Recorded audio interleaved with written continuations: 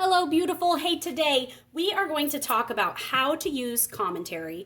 And I've got my mom here with me. She is brand new at using commentary, so I thought it would be a really great way for you guys to learn how to use it. And today we're going to be using this Believer's Bible Commentary. It's published by Thomas Nelson and it's only $20 on Amazon.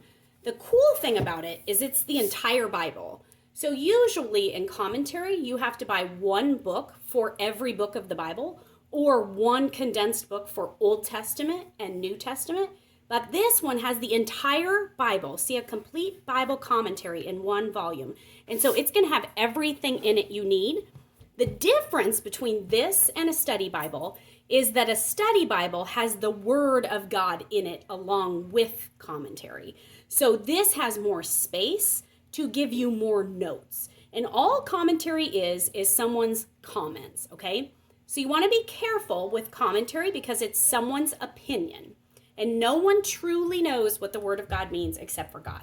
So a lot of times, if something is kind of, you're like, I don't know about that, you may want to look at another commentary, like a free online commentary, and just compare the two. Because not just because I'm using this commentary doesn't mean that it has exactly the right answer, okay? Just remember, God is the one who knows the truth. Okay, so I'm going to show this to my mom, and that way if she has questions, it was maybe, hopefully something that maybe you were thinking, and so we're going to answer it for you that way.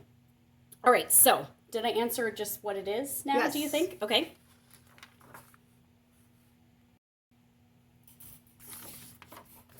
All right, so you've got your contents here, and it's going to give you the books of the Bible exactly in the order that they're in. So Okay. Genesis, Exodus, Leviticus. And so what book you bought? The book of John? Yes. Is that the one you have? Yep. Okay, so she's got this book that she's going to go through on her own. And so what you would do then is you'd go to your table of contents and you would find the book of John, which is in the New Testament. Mm-hmm. That starts there. Where's the New Testament?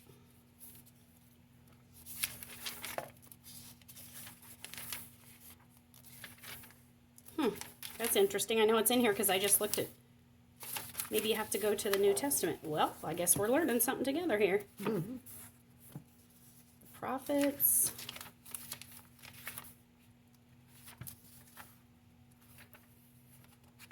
There has to be an index for the New Testament. Okay, so here. There we go. There it is. Okay, that's weird. I've never had a book do that. It's weird that it's not at the beginning. So you may want to put a tab in this so you know that this is the New Testament, that one's the Old Testament. Sure. So you don't have to try to figure that out. Anyway, so you'd go here and you're going to find the Gospels in order. So you've got Matthew, Mark, Luke, John. So it's going to tell you where to go. And then you'll just turn there to 14:15. So my mom's going to go through the book of John on her own. And so this is an easy way that if you bought one of these interleave journaling Bibles or whatever Bible you own, you could use a notebook and you could go through that book of the Bible this way. So this is going to be your introduction. So it's going to give you like background information. Okay. When you're studying a book of the Bible, you have to remember that the Bible wasn't written to us. Right. It was written for us, but it wasn't written to us. And so we want to know who wrote this book. Who were they writing to? Why did they write it? And like what was going on in that time in the world? Like politically or spiritually, whatever it is, you kind of would just want to know background information. So we want to know, just because this book is called John doesn't mean that John wrote it. Okay. John did write this, but it doesn't mean that he did. So we always want to check that. So this will give you background information. And what I've noticed about this commentary is what I was saying in the beginning. You don't want to just believe what it says. But what I've noticed about this commentary so far, using it, is that it gives you like kind of two arguments.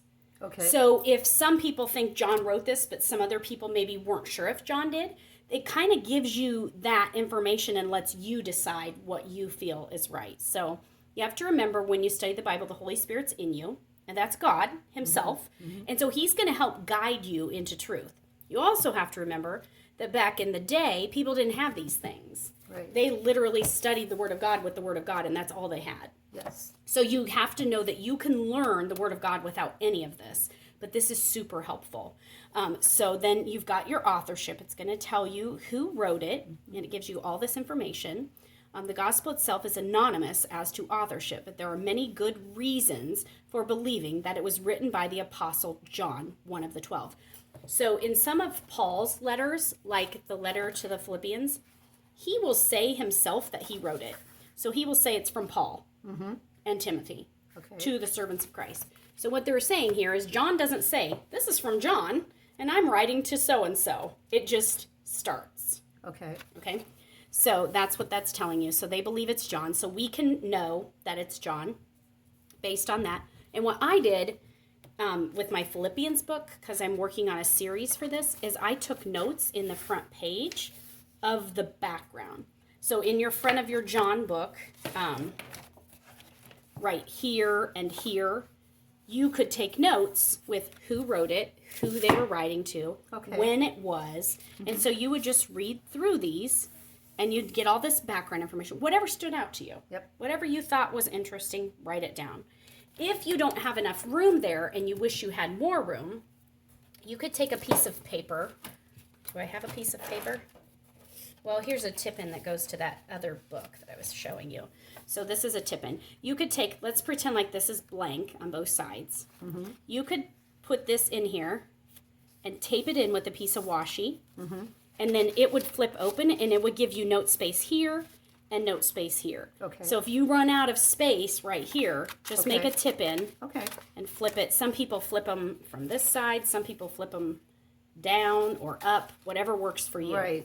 So that's a tip in, and that way you'll have more space. So I would go ahead and do that and just use these categories. So you've got who your author is, the date, the background, and the theme. So this is going to give you like the main idea of John. So it says John builds his gospel around 7 public miracles or signs.